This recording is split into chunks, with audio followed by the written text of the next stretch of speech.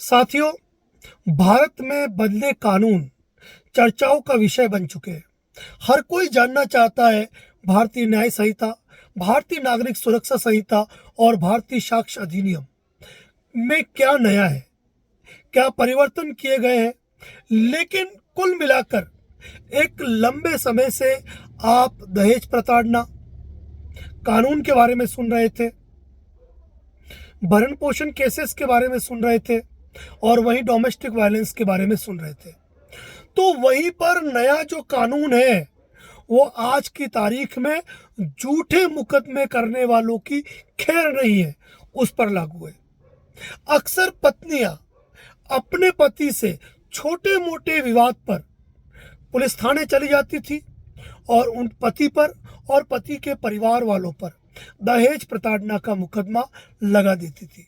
भारतीय दंड संहिता की धारा 498 ए के साथ 406 के अंतर्गत मुकदमा दर्ज किया जाता था, जिसमें पति को, पति के माता पिता को और पति के जितने भी परिवारजन हैं सभी को लपेट लिया जाता था और पुलिस थाने से फोन आ जाया करते थे पति के पास और उसके परिवारजनों के पास कि आ जाओ, पुलिस थाने आ जाओ, आपके परिवार वालों के नाम निकालने हैं तो उसके लिए ये पैकेज है, ये करना पड़ेगा।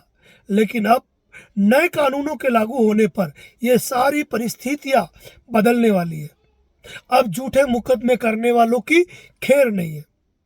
भारतीय दंड संहिता के अंदर जो कानून 498 ए था वह भारतीय न्याय संहिता के अंदर धारा 85 है। पहले भी 3 साल की सजा थी, अब भी इसमें 3 साल की ही सजा है। लेकिन यहां पर सबसे बड़ी बात यह है, पति के साथ उसके परिवारजनों के नाम तभी जुड़ पाएंगे जब उनके खिलाफ कोई पर्याप्त साक्ष्य या सबूत मौजूद हो, अन्यथा केवल पति के नाम से ही मुकदमा संस्थित होगा। इसमें यह नहीं है कि एफआईआर दर्ज हो गई सभी को बुला लिया जाएगा। जी नहीं, सभी को नहीं बुलाया जा सकेगा, न ही फोन करके बुलाया जाएगा कि भाई आपके नाम पे कंप्लेंट आई है, आप आ जाओ। इसके लिए जो इन्वेस्टिगेशन ऑफिसर होगा, पुलिस अनुसंधान अधिकारी होगा, आईओ होगा, उसको 35 सबसेक्शन 3 का बुलाने के लिए पार्टी को नोटिस देना पड़ेगा, पति को या फिर उसके परिवार वालों के अगर नाम शामिल है तो उनको नोटिस देना पड़ेगा। वह सीधे गिरफ्तारी नहीं कर पाएंगे। गिरफ्तारी करने के लिए उन्हें अपने पुलिस उच्चाधिकारियों की परमिशन लेनी पड़ेगी। और जनरली जब पति के माता पिता के नाम एफआईआर में दर्ज कराए जाते थे तो जनरल सी बात है कि उनकी उम्र जो है मैक्सिमम 60 साल के ऊपर की होती है। तो 60 साल से ऊपर किसी भी व्यक्ति को गिरफ्तार करने के लिए पुलिस अनुसंधान अधिकारी को डीएसपी लेवल अधिकारी की परमिशन लेनी होगी। बिना उसकी परमिशन के पुलिस गिरफ्तार नहीं कर पाएगी। इसके साथ ही आपको एक बात मालूम होगी कि 498 ए के साथ में एक धारा और जुड़ती थी जिसको 406 कहते थे। यानी कि महिला अपनी संपत्ति का गबन करने, उसको परिवर्तित करने, उसका जो भी है निस्तारण के मामले में वो धारा लगती थी 406 की कि भाई मेरी जो भी अमानत है इनके पास, उस अमानत में इन्होंने खयानत की है, मेरी संपत्ति नहीं लौटा रहे हैं, उसको इन्होंने खुर्द-बुर्द कर दिया है। इस मामले में 406 धारा लगती थी और 406 में 3 साल की सजा थी। लेकिन भारतीय दंड संहिता धारा जो 406 थी उस 406 को 314 कर दिया है, मतलब बीएनएस यानी कि नए कानून के अंतर्गत, और उसमें सजा 5 साल कर दी गई है। लेकिन यहाँ पर लड़की को साबित करना पड़ेगा कि उसने वास्तव में उसके क्या जेवर थे, उसकी क्या संपत्ति थी, यदि इन्होंने खुर्द-बुर्द की तो किस तरीके से की, उनका यदि गलत उपयोग किया तो किस तरीके से किया, वह चीज़ें उनके पास कैसे रही जो उसके पास नहीं आई।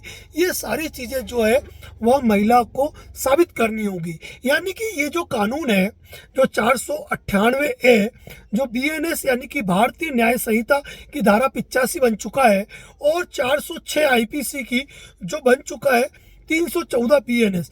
यह कुल मिलाकर देखा जाए तो एक बार ये देखा जाए तो लड़कों के पक्ष में है और झूठा मुकदमा करने वालों की बिल्कुल भी खैर नहीं है। भारतीय न्याय संहिता की धारा 246 के अंदर यदि कोई व्यक्ति झूठा मुकदमा करता है, कोर्ट में करे, पुलिस स्टेशन में करे, और किसी तरीके से उस झूठे मुकदमे को यदि आप साबित कर देते हो कि सामने वाले ने आपके खिलाफ झूठा मुकदमा किया है, तो भारतीय न्याय संहिता की धारा 246 के अंदर 5 साल तक की सजा और 2 लाख रुपए जुर्माने का प्रावधान किया गया है। यानी कि झूठे मुकदमे करने वाले, चाहे वो दहेज प्रताड़ना का मुकदमा कर रहे हो, डोमेस्टिक वायलेंस का कर रहे हो, वो अच्छी तरीके से ध्यान रखें। यदि आपका मुकदमा फेल होता है, यदि आप झूठे साबित हो जाते हैं, तो ऐसी अवस्था में सामने वाला पक्षकार आपके खिलाफ मुकदमा करके आपको 5 साल तक की सजा भुगतवा सकता है और साथ ही 2 लाख रुपया जुर्माना भी वसूल कर सकता है।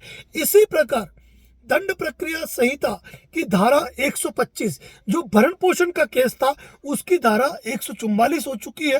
बाकी प्रोविजन उसके सेम ही है। इसी प्रकार के लेटेस्ट कानूनी अपडेट हमारे यूट्यूब चैनल पे पोस्ट होते हैं, फेसबुक चैनल पे पोस्ट होते हैं। यदि आप चैनल पे नए हैं तो हमें फॉलो और सब्सक्राइब करना बिल्कुल न भूलें। धन्यवाद। जय हिंद, जय भारत, जय मेवाड़।